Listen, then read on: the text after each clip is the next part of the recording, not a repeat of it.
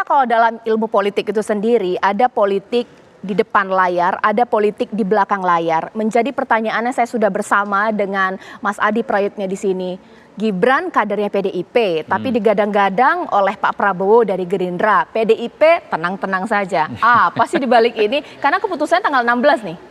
Ya, saya kira dua hal. Pertama, tentu saja PDIP merasa terusik dan pastinya terganggu ya, karena apapun judulnya, Gibran ini adalah salah satu kader terbaik yang dimiliki oleh PDIP saat ini. Selain putra presiden, kan Gibran dinilai punya kinerja yang cukup bagus di Solo ya.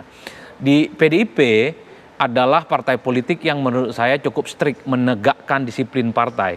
Jadi kalau sudah ada pengumuman siapa calon presiden yang diumumkan, ketika sudah ada pengumuman siapa calon gubernur, bupati, dan wali kota yang diumumkan, maka tak boleh satupun ada kader di antara mereka itu yang tidak memberikan dukungannya secara loyal. Ini yang sepertinya membuat publik juga bertanya-tanya. Rasa-rasanya PDIP untuk kali ini kok sabar sekali. Iya. Apa ini? Kenapa? Saya membayangkan kalau ini bukan Gibran, bukan anak presiden, sepertinya sudah lama disiplinkan. Mungkin ditegur dengan keras atau mungkin diminta untuk mundur dan berhenti. Seperti yang terjadi pada Budiman Sujatmiko gitu. Oleh karena itu, sepertinya memang PDIP itu menganggap soal Gibran ini sesuatu yang spesial. Karena apapun Gibran ini anak presiden yang saya kira memang sedang ditunggu bagaimana nanti langkah politiknya ke depan. Apakah Mahkamah Konstitusi akan mengabulkan syarat soal capres dan cawapres bagi Gibran? Dan yang menjadi pertanyaan adalah apakah Gibran akan mengambil kesempatan ini ataupun tidak? Jangan-jangan ini hanya ramai, kemudian boleh maju tapi tidak ambil kesempatan ini. Ya saya kira huru-hara ini bisa dihindari. Tapi kalau kesempatan ini diambil, Gibran maju bersama Prabowo Subianto, tentu ini semacam front politik terbuka kepada PDIP yang jelas-jelas kadernya itu juga akan saling berhadapan di 2024 yang akan datang. Tapi mungkin tidak sih Ganjar menjadi bacawa presnya, Gibran menjadi bacawa presnya Ganjar? Kalau kita membaca secara umum, kan belakangan PDIP juga sudah memunculkan nama Gibran masuk sebagai salah satu nama yang potensial akan mereka umumkan. Bagi saya ini semacam bahasa komunikasi politik sebenarnya kepada Gibran khususnya. Kalaupun toh ada godaan-godaan politik di tempat lain, bukannya di PDIP tidak menawarkan, tapi di PDIP itu ada mekanisme, yaitu keputusan penting melalui rapat di mana soal segala sesuatu terkait dengan Pilpres itu hanya dimandatkan kepada ketua umum mereka, Megawati Soekarno Putri, bukan dengan cara yang lain, ada orang lain mengusulkan, menggugat soal ke Mahkamah Konstitusi dan seterusnya. Oleh karena itu, kalau kita membaca secara umum, Cak, seakan-akan di Mahkamah Konstitusi ini ada asumsi umum akan dikabulkan. Syarat ataupun gembok yang selama ini akan menghambat Gibran maju, itu akan dikabulkan. Yang menjadi tanda tanya, apakah ini akan diambil kesempatan oleh Gibran atau tidak, tentu kita akan tunggu selanjutnya. Bang Johan Budi, dari Mas Adi Prayitno di sini mengatakan, ini momen kali pertama PDIP santai-santai saja ini, dengan kontestasi kadernya mau diambil oleh kubu sebelah. Apakah jangan-jangan bahwa bisa jadi dipasangkan dengan Ganjar, atau jangan-jangan PDIP sudah yakin kalaupun nanti diputus MK tidak akan ambil kesempatan ini Gibran, seperti apa? Ya, jadi seperti yang saya sampaikan ya, putusan capres cawapres itu ada di Ibu Megawati Soekarno Putri ya. Dan itu tidak berrelevansi dengan Mahkamah Konstitusi. Artinya apapun yang diputuskan oleh Mahkamah Konstitusi berkaitan dengan usia atau batas usia capres dan cawapres itu tentu dikembalikan lagi kepada keputusan Bu Megawati Soekarno Putri.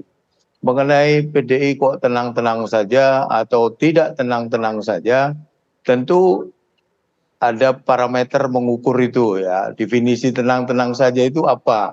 Apa karena tidak ada yang statement keluar gitu misalnya, atau kenapa resah karena ada yang statement?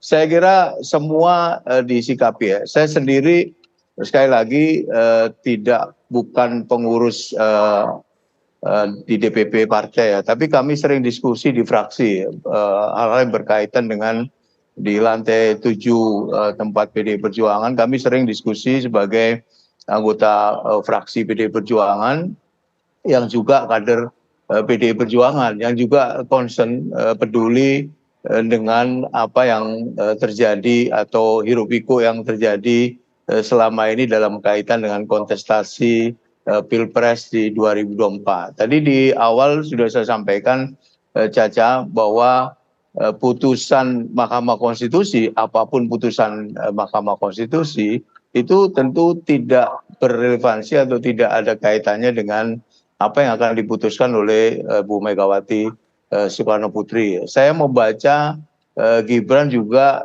sudah melaporkan quote-unquote kepada beberapa pengurus DPP ya, termasuk kepada Mbak Puan, berkaitan dengan informasi yang menyebut bahwa Pak Prabowo Subianto meminang yang bersangkutan untuk dijadikan cawapresnya. Kemudian belakangan ini kita sering membaca mengenai deklarasi-deklarasi yang seolah-olah quote unquote itu sudah melihat bahwa keputusan Mahkamah Konstitusi itu akan mengarah pada batas minimalnya itu 35 tahun. Sehingga kemungkinan besar kalau itu diputuskan oleh Mahkamah Konstitusi sepertinya ya, akan mengarah ke sana.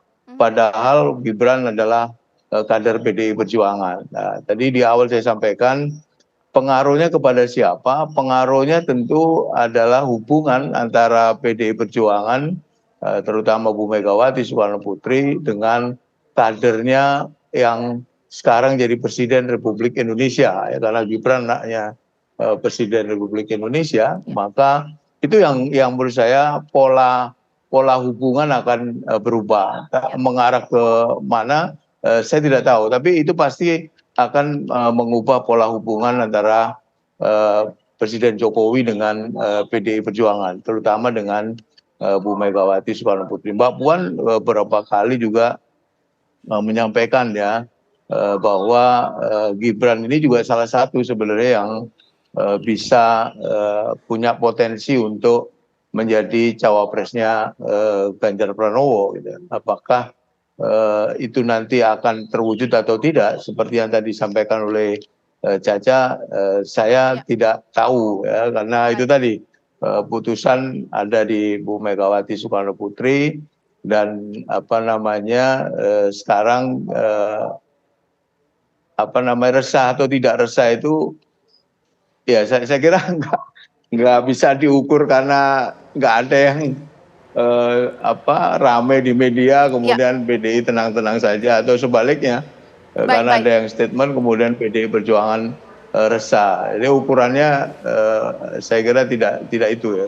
Baik, ya terakhir mungkin di sini Mas Adi Prayitno, ini bukan soal Pilpres 2024 tapi penolakan dan kritik begitu tajam dengan gugatan batas usia. Jikalau ini nanti dikabulkan, konsekuensi terbesar apa? Mengingat adik ipar Presiden Joko Widodo yang saat ini memimpin lembaga tersebut. Ya saya kira memang ini sangat terkait dengan kredibilitas Mahkamah Konstitusi ya untuk memutuskan apakah gugatan-gugatan yang muncul ke mereka ini harus dibaca sebagai bagian dari kepentingan politik, tidak ansih hanya sebatas persoalan hukum.